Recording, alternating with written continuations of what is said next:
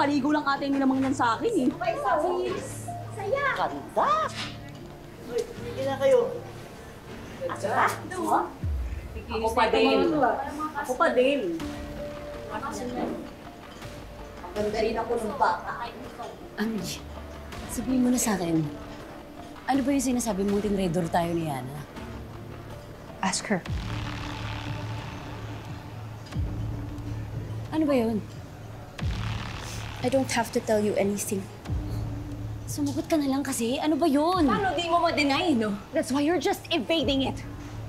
Yana, I know about the plea deal. You testified against us para mapababa yung kaso mo.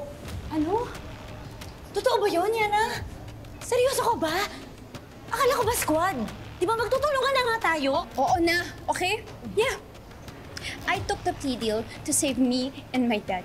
Yana, I betrayed you and you, the both of you, to save my family. Seryoso ka ba? Akala ko ba squad tayo? Akala ko ba poprotektahan na natin yung isa't isa? Ha? Ikaw? Protect me? Don't make me laugh, Sugar. Okay? Alam ko yung ginawa niyo. Alam ko na you tried to kill me to preserve your freedom. Ano? What? Ano ba nagsasabi mo, ha? Anong kill pinagsasabi mo? Kunwari pang hindi niyo alam na hindi aksidente yung pagkakabangga ko?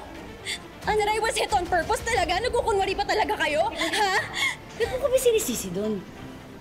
Wala akong kotse. Na hindi nga ako marunong mag-drive. Eh di malamang nakipagsabuatan kayo ni Emily. Wow. What? Seryoso ka? Siguro para patahimikin ako, di ba? Oh my God! Well, I don't know what you're talking about, Yana. Deny all you want. I may not have proof against the both of you, but at least I got to bring you two down. Nakaganti pa rin ako sa inyong dalawa kahit papaano.